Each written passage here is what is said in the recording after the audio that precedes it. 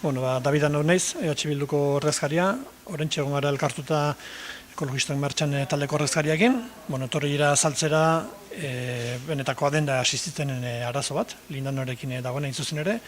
Azaldu digote pixkat zein den egoera, beraiek bildu duten informazioa, gure jabetzen gara hemen badagola kudeatu beharreko auzi bat, eta hemen dei egiten ari zaio administrazio guztiei arazonen aurrean nolabait egintza plan bat edo zerbait egin dezaten, eta gainera egin dezaten modu koordinatuan eta planifikatuan eta behar besteko balibideak jarrita. Orduan, gu pixkat patakatu zela eskaur horrekin, uste legez egin barrekoa dela, zentzuzkoa dela, arazo baten aurrean gutxienez jakitea ze egoeretan gauden, eta hortik aurrera aragitzea zerbait egin behar dela, eta mendik aurrera zehaztu egin beharko da, egin beharreko hori izar den, eta nori dagokion gauzakoitza egitea. Orduan, zentzortan erabaki dugu toki egitea parlamentoan ere eskagizun honi, lan bilkura baten bitartez, hori irailetik aurrera izan beharko du, eta gelditu gara pixka bat alde neurrian behintzat zehaztu behar ditugula horretxu guztiek, eta hortarako konpromisoa ere hartu dugu.